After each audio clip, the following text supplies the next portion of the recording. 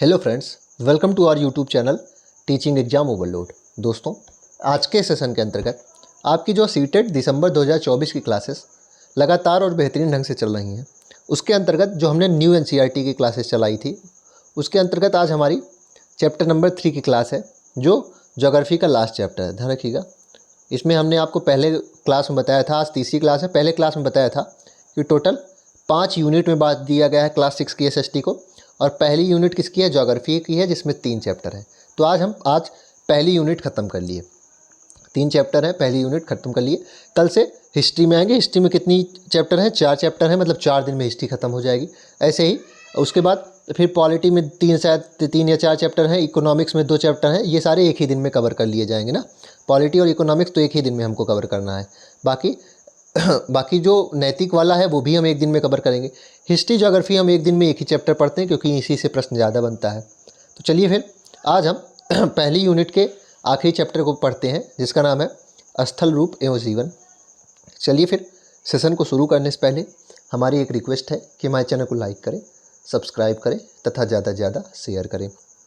इसमें पहला पॉइंट अथर्ववेद से लिया गया है। पहला पॉइंट अथर्ववेद के भूमि सूक्त से लिया गया है, जिसमें क्या बताया गया है? मनुष्य के भार से मुक्त, अनेक प्रकार की ऊंचाइयों, ढलानों तथा विशाल समतल भूमि से युक्त, अनेक प्रकार की शक्तियों से संपन्न, पेड़ पौधों को आधार प्रदान करती हुई, हम सभी के लिए विस्तार को प्राप्त हो तथा अपनी संपन्नता को प्रदर्शित करें। पृथ्वी मेरी माता है तथा मैं उसकी संतान हूँ। तो यहाँ प्रश्न ये भी बन सकता है कि पृथ्वी को माता के रूप में किस सूक्त में दिखाया गया है? तो भूमि सूक्त में। ये प्रश्न बन सकता है कि पृथ्वी के माता के रूप में भूमि सूक्त में दिखाया गया है, जो किस वेद के अंतर्गत आता है? वो अथर्ववेद के अंतर्गत आएगा। इसमें से एक आध कथन के एक आध पॉइंट भी दे सकते हैं कि मनुष्य के भारों से मुक्त, अनेक प्रकार की ऊंचाइयों, ढलानों तथा विशाल समतल भूमि से युक्त, पृथ्वी मेरी माता है, मैं उसकी संतान हूँ। या कथन कहाँ से लिया गया है? तो अथर्ववेद से लिया गया है। तो प्रश्न बनाने के कई तरीके हो सकते हैं, ऐसे ही प्रश्न बनेंगे।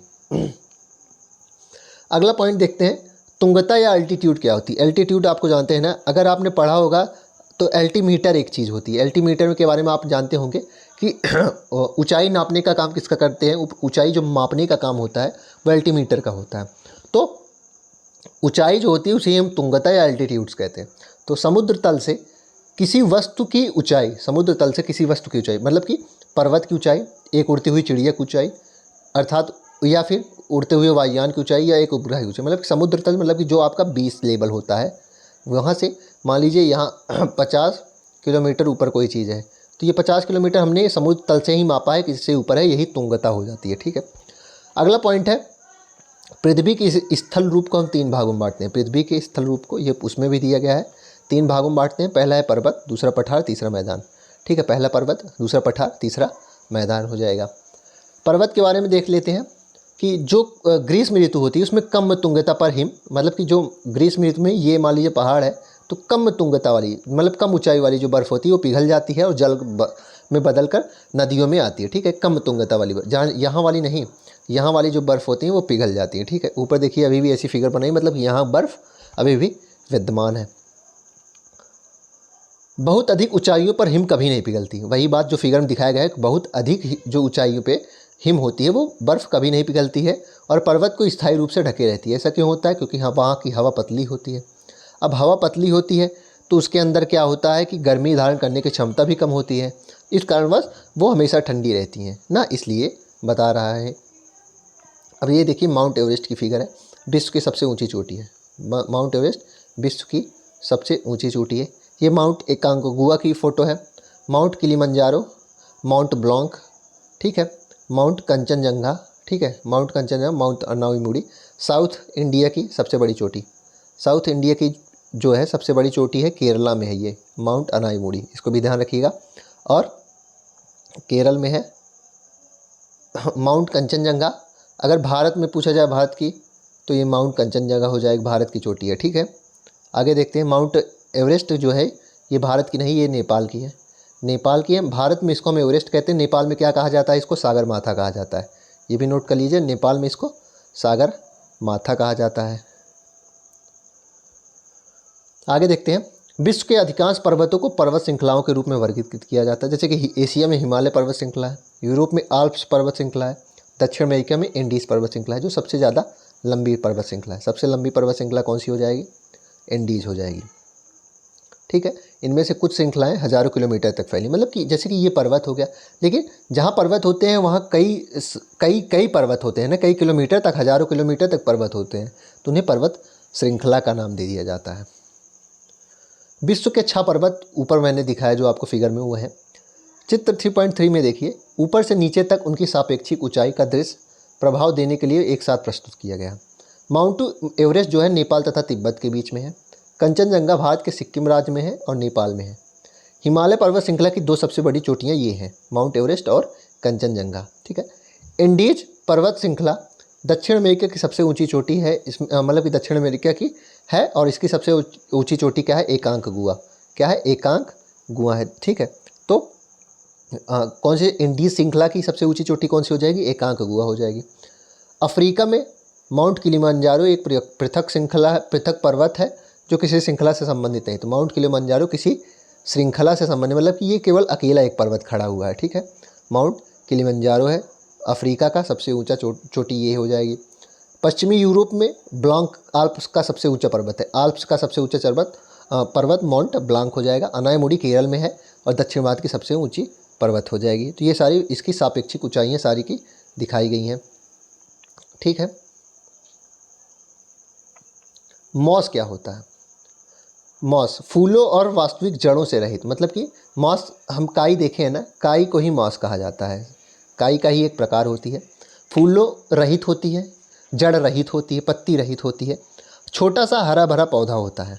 ठीक है, या वनस्पति होती है जो मखमली आवरण की तरह फैला, मतलब मखमल की तरह ऐसे ऐसे फैला होता है ना, तो वही मॉस होता है। लाइकेन भी ठीक उसी प्रकार की एक काई होती है। पौधों के समान जीव जो सामान्यतः चट्टान, दीवार और पेड़ों से चिपके होते हैं। ध्यान रखिएगा, लाइकेन को जीवित माना जाता है। लाइकेन को क्या है? जीवित माना जाता है। ठीक है, पौधों के समान जीव जो सामान्यतः चट्टान, दीवार या पेड़ों से चिपके हुए होते हैं। पर्वतीय परिवेश क्या होते हैं? पर्वतों की ढलानों पर एक प्रकार के वन होते हैं जिन्हें पर्वतीय वन कहा जाता है। इसमें शंकुधारी वृक्ष जैसे कि पाइन, फर, स्प्रूस, देवदार आदि पाए जाते हैं। ठीक है, इन पेड़ों की ऊंचाई अधिक होती है और शंकु के आकार के होते हैं। ऐसे होते हैं ये पेड़ ना, ये पेड़ ऐसे होते हैं ना। ठीक है, अधिक ऊंचाई पर पेड़ की जगह मॉस और लाइकेन उग जाते हैं। तो मॉस और लाइकेन बहुत अधिक ऊंचाई पे उगते हैं। अब देखते हैं कि कालिदास के बारे में अब देखते हैं। प्रश्न ये बनेगा कि कालिदास के किस नाटक के में जो है वो हिमालय का जिक्र हुआ है? तो कालिदास के कुमार संभवम में। ठीक है, नोट करिएगा, प्रश्न बहुत तरीके से बन सकता है कि हिमालय के बारे में किस काव्य ग्रंथ में वर्णन मिलता है, तो वो किसमें? कालिदास के काव्य ग्रंथ कुमार संभवम में मिलता है और संस्कृत भाषा में ये है। ठीक है, इसमें क्या लिखा गया, उसका अनुवाद किया गया हिंदी में कि भारत के उत्तरी भाग में देवता सदृश, देवता के समान पूजनीय हिमालय नाम का पर्वत, जो कि पर्वतों का राजा है, जो पश्चिमी से लेकर पूर्वी समुद्र तक फैला हुआ है। देखकर ऐसा लगता है कि मानो पृथ्वी को नापने का मापदंड हो गया है। दूसरा है गंगा के झरनों की फुहारों से युक्त, देवदार के वृक्षों को हिलाने और मोर पंखों को फरफराने वाली शीतल, मंद और सुगंधित वायु से पर्वतवासी जो मृगों की खोज में हिमालय में घूमते रहते हैं अपनी थकान मिटाते हैं। तो ये 2 कथन किसके बारे में दिए गए हैं? हिमालय की स्तुति में दिए गए हैं कुमार संभवम में, जो कि काव्य ग्रंथ है कवि कालिदास का संस्कृत भाषा में। ठीक है, ये कुछ, अब ये क्या है? पर्वतीय जीव हैं। ये क्या है? पर्वतीय जीव। पर्वतीय जीव में पेरेग्रिन फाल्कन हो जाएगी, हिमालय तहर हो जाएगी। ये तहर क्या है? बकरी है, एक विशेष प्रकार की हिमालयन तहर। आगे देखते हैं, कुछ और जीव दिए गए हैं। पहाड़ी खरगोश, गोल्डन ईगल फेमस। ठीक है, कैनेडियन लिंक्स एक प्रकार की कैट फैमिली से बिलोंग करती है। याक होते हैं, आइबेक्स, ग्रे फॉक्स भेड़िए होते हैं। हिम तेंदुए जिनको कहा जाता है, हिम तेंदुए भालू। हिम तेंदुआ भी ध्यान रखिएगा, हिम तेंदुआ क्या है कि वहाँ का जीव है, वहाँ का राष्ट्रीय नहीं, हाँ वहाँ का राष्ट्रीय जीव है। कहाँ का राष्ट्रीय जीव है? वहाँ का जीव माना जाता है ये लद्दाख का हिम तेंदुआ ही होता है। ठीक है, आगे देखते हैं। हिमालय से निकलने वाली भारतीय नदियों में गंगा विशालतम है। हिमालय से निकलने वाली नदियों में गंगा जो है वो विशालतम है। अंग्रेजी भाषा में इसे क्या कहते हैं? गंजेज कहते हैं। ठीक है, लगभग 2500 किलोमीटर है, एग्जैक्ट नहीं दिया गया है, 2525 है, लगभग 2525 एग्जैक्ट है और लगभग 2500 है। इसमें बहुत सी सहायक नदियाँ इसमें आकर मिलने वाली नदियाँ जिन्हें कहा जाता है मिलती हैं, जैसे कि यमुना और घाघरा, ये भी हिमालय से ही निकलती हैं। कुछ अन्य नदियाँ सोन, गंगा के मैदान के दक्षिण में पड़ने वाले विंध्याचल की श्रृंखलाओं से निकलती हैं। तो विंध्याचल पर्वत से भी कुछ नदियाँ निकलती हैं विंध्याचल की श्रृंखलाओं से, जिसमें से सोन प्रमुख हो जाती है। ठीक है। गंगा की सबसे बड़ी सहायक नदी या भारत देश की सबसे बड़ी सहायक नदी कौन सी हो जाएगी? यमुना हो जाएगी। इसको भी नोट कर लीजिएगा, यमुना हो जाएगी। ठीक है। दक्षिण भारत की गंगा अगर पूछा जाए तो वो क्या हो जाएगी आपकी? दक्षिण भारत की गंगा बताइए, गोदावरी हो जाएगी। दक्षिण भारत की सबसे बड़ी नदी पूछी जाएगी तो वो भी गोदावरी हो जाएगी। ठीक है। और दक्षिण भारत की एक और गंगा कभी कभी कावेरी को माना जाता है। ठीक है, कावेरी को भी मान लिया जाता है। तो ये एक विवादास्पद उत्तर है, दोनों माने जाते हैं। दोनों आंसर एक साथ कभी नहीं पूछे जाएंगे, दोनों ऑप्शन आपको एक साथ कभी नहीं मिलेंगे। आगे देखते हैं। ये क्या है? वेदिका कृषि है। जो ये क्या है? वेदिका कृषि क्या होती है? जो पर्वतीय ढलान होते हैं, पर्वतीय ढलान में जो धान और चाय आदि की खेती होती है, यहाँ वेदिका मतलब अब आप सोचिए पर्वतीय ढलान ये ऐसे है। अब अगर आपको सींचना हो तो आप ऐसे तो सींच ही नहीं पाएंगे, तो ऐसे ऐसे क्या करते हैं, क्यारी बना के पानी को यहाँ रोका जाता है। तो धान, चाय, कॉफ़ी आदि ऐसे ही उगाया जाता है। इसको क्या कहा जाता है? वेदिका कृषि कहा जाता है। नॉर्थ ईस्ट में भी ये करा जाता है। ठीक है। अब देखते हैं बछेंद्री पाल और अरुणिमा सिन्हा के बारे में। बछेंद्री पाल ने बहुत कम आयु में ही पर्वतारोहण प्रारंभ कर दिया और उन्होंने अनेक महिलाओं द्वारा किए जाने वाले पर्वतारोहण अभियान का नेतृत्व किया था। बछेंद्री पाल 1984 में माउंट एवरेस्ट पर चढ़ने वाली प्रथम भारतीय महिला थी। तो माउंट एवरेस्ट पर चढ़ने वाली प्रथम भारतीय महिला कौन हो जाएंगी? बछेंद्री पाल हो जाएंगी। इसके लिए इन्हें पद्मश्री 1984 में मिला था और पद्म भूषण 2019 में मिला। अरुणिमा सिन्हा के बारे में देखते हैं। जब ये 31 वर्ष की थी तब एक दुर्घटना में उन्होंने एक पैर अपना गंवा दिया। बछेंद्री पाल के प्रोत्साहन और प्रशिक्षण से 2013 में इन्होंने माउंट एवरेस्ट पर चढ़ाई की। ठीक है। इसके बाद इन्होंने सभी महाद्वीप के सबसे ऊंची चोटियों पर भी चढ़ाई की थी। तो इनका नाम बहुत ज़्यादा फेमस है, अरुणिमा सिन्हा। जो ये 7 कॉन्टिनेंट हैं, 7 कॉन्टिनेंट के जो सबसे बड़े चोटी होती हैं, जैसे कि माउंट एवरेस्ट हो गया, माउंट एकांकगुआ हो गया, ये सारे जो सबसे ऊंची चोटियाँ होती हैं सब पे इन्होंने चढ़ाई की है। किसने? अरुणिमा सिन्हा। इन्होंने अपना एक पैर गंवा दिया है। इनका एक पैर कैसा है? आर्टिफिशियल है। ठीक है। अंटार्कटिका की माउंट विंसन भी इन्होंने अंटार्कटिका की भी ऊंची चोटी पे इन्होंने चढ़ाई की है। अंटार्कटिक की माउंट विंसन सहित इन उपलब्धियों पर उन्हें 2015 में पद्मश्री से सम्मानित किया गया था। ठीक है। तो अंटार्कटिक की सबसे ऊंची चोटी के बारे में भी हमें यहाँ पता चलता है, वो क्या हो जाएगी? माउंट विंसन हो जाएगी। ठीक है। क्या हो जाएगी? माउंट विंसन हो जाएगी। अब देखते हैं कुछ अगला पॉइंट इसमें दिया गया है कि विश्व भर की अनेक पारंपरिक समुदाय पर्वतों को पवित्र स्थल मानते हैं। तो विश्व भर में हम देखें है ना कि जैसे कि जल क्षेत्र में नदियों को बहुत ज़्यादा पवित्र माना जाता है और पूजा जाता है, ठीक उसी प्रकार पर्वतों को भी बहुत सारे समुदायों में, बहुत सारे परंपराओं में उन्हें माना जाता है पवित्र। माउंट एवरेस्ट विश्व का सबसे ऊंचा पर्वत है, जिसकी ऊंचाई 8849 है। कहीं कहीं 8848 होती है। ठीक है, 8848 भी होती है। इसके अनेक नाम हैं। तिब्बत के लोग इसे क्या कहते हैं? चोमोलुंगमा कहते हैं। तिब्बत के लोग इसे क्या कहते हैं? चोमोलुंगमा कहते हैं, जिसका अर्थ क्या होता है? जगत जननी। इसका अर्थ होता है जगत जननी। और पर्वत की इसी रूप में पूजा होती, मतलब जग की माता है ये, इसको इस रूप में दिखाया जा रहा है चोमोलुंगमा। नेपाल में इसे क्या कहते हैं? सागर माथा। नेपाल में इसे सागर माथा कहते हैं। इसका अर्थ क्या है? आकाश की देवी। आकाश की देवी। तो देख रहे हैं कि भगवान के रूप में पर्वत को दिखाया जा रहा है। इसी प्रकार तिब्बत में कैलाश पर्वत है। तिब्बत में क्या है? कैलाश पर्वत है, जो भगवान शिव से जोड़ा जाता है। जैसे कि हिंदू दर्शन, बौद्ध मत, जैन मत और बान, जो कि तिब्बत का एक प्राचीन धर्म है, वहाँ के सभी के अनुयायी यहाँ पवित्र उसको मानते हैं। तो एक चीज़ हमें इसमें ये भी पता चली कि तिब्बती लोग चोमोलुंगमा नेपाल इसमें माउंट एवरेस्ट कहते हैं, जिसका अर्थ होता है जगत जननी। सागर माथा का अर्थ होता है आकाश की देवी, नेपाली लोग कहते हैं।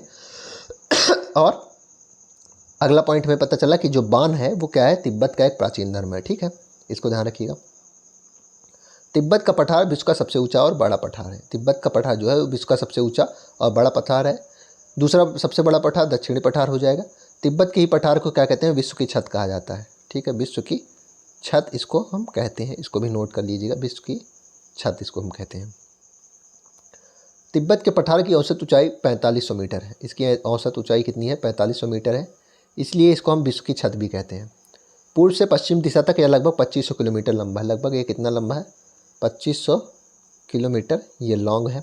ठीक है, अर्थात चंडीगढ़ से कन्याकुमारी तक की दूरी जितना। अब देख लीजिए, चंडीगढ़ से कन्याकुमारी तक की दूरी इतना है।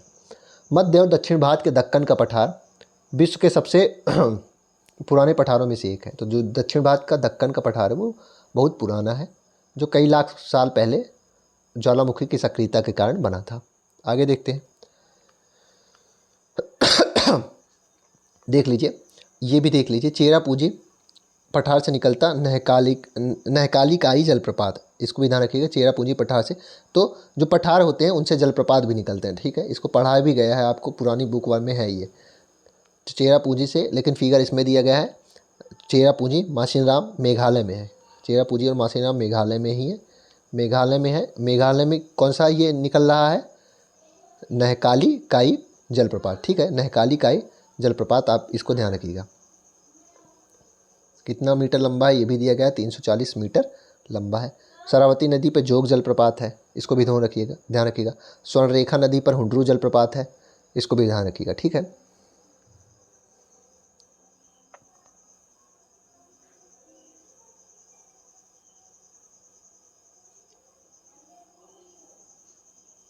अगला पॉइंट है, ये प्रश्न बनने में बहुत ज़्यादा चांस है, क्योंकि सीटेट जो है वर्ड्स जो कुछ स्पेशल होते हैं जिनकी मीनिंग किसी को ज़्यादा नहीं पता होती, उनसे पूछते हैं प्रश्न।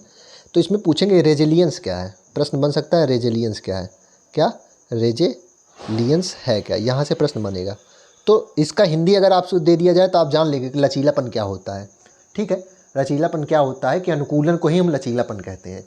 मतलब कि आपके अंदर अगर लचीलापन है, किसी भी तरीके से आपको अपने आप को ढाल लेना ही लचीलापन होता है। मतलब लचीला व्यक्ति किसे कहा जाता है? एक लचीला व्यक्ति होता है, एक दकियानूसी व्यक्ति होता है। तो लचीला व्यक्ति होता है मतलब जो समाज के साथ ढल जाता है, जो नए बच्चे आ रहे हैं, नई पीढ़ी आ रही है, उनके भी साथ ढल रहा है, और जो बुजुर्ग हैं उनके साथ भी वो सामंजस्य बना रहा है। लेकिन कुछ ऐसे व्यक्ति भी होते हैं जो नई परंपराओं से अपने आप को जोड़ नहीं पा रहे हैं, उन्हें दकियानूसी कहा जाता है। तो लचीलेपन का ही इंग्लिश वर्ड है रेजिलियंस, जिसका अर्थ होता है कि अपने आप को लचीलापन बनाइए, मतलब कि अपने आप को रिजिड ना रखिए। किसी भी तरीके से आप अपने आप को किसी भी कठिनाइयों से, किसी भी चुनौतियों से अपने आप को सामना करिए और उसी के अनुसार अपने आप को ढाल लीजिए। ये है रेजिलियंस या फिर लचीलापन। अगला एक पॉइंट इसमें दिया गया है कि प्राचीन तमिल संगम कविताओं की 5 टीनें 5 देशभूमियाँ हैं, जो कुछ विशेष देवताओं, जीवन शैलियों, मनोदशाओं अथवा भावनाओं जैसे कि प्रेम, अनुराग, अलगाव, झगड़ा आदि से जुड़ी हैं। यह तालिका केवल 5 देशभूमियों की विशेषताओं और प्रत्येक कुछ मानव व्यवसायों को सूचीबद्ध करता है। तो मतलब प्राचीन तमिल संगम कविताओं में 5 टीनें 5 दृश्य भूमि है, ठीक है। 5 टीनें क्या होती हैं और देशभूमि दिया गया है, उनके व्यवसाय भी दिए गए हैं। कुरिंजी टीने होता है पर्वतीय क्षेत्र। तो पर्वतीय क्षेत्र को वो लोग क्या कहते थे? कुरिंजी कहते थे। घास के मैदान और वन को मुल्लाई कहते थे। उपजाऊ कृषि के मैदान को मरुदम कहते थे। तटीय क्षेत्र को नेदल कहते थे। शुष्क मरुस्थल को पाले कहते थे, ठीक है। शुष्क मरुस्थल को पाले कहते थे। मरुस्थल में पाले में क्या होता था? घुमंतु और युद्धरत क्षेत्र थे। तटीय क्षेत्र में मत्स्य पालन किया जाता है। उपजाऊ कृषि मैदान में कृषि होगा, घास के मैदान में पशुपालन होगा, पर्वतीय क्षेत्र में आखेट और संग्रहण होगा। तो सीधे प्रश्न बन सकता है कि संगम कविताओं में पर्वतीय क्षेत्रों को क्या कहा जाता है? तो कुरिंजे कहा जाता है। घास के मैदान को क्या कहा जाएगा? मुल्लाई कहा जाएगा। उपजाऊ कृषि के मैदान को मरुदम, तटीय क्षेत्र को नेदल और शुष्क मरुस्थल जैसे प्रदेश को पाले कहा जाएगा। चलिए फिर इसी के साथ आज के सेशन को हम समाप्त करते हैं। आशा करता हूँ कि आपको यह क्लास पसंद आई होगी। अगर आप इसी तरह के अन्य सेशन भी देखना चाहते हैं तो हमारे यूट्यूब चैनल को लाइक करें, सब्सक्राइब करें तथा ज़्यादा से ज़्यादा शेयर करें। चलिए फिर, धन्यवाद।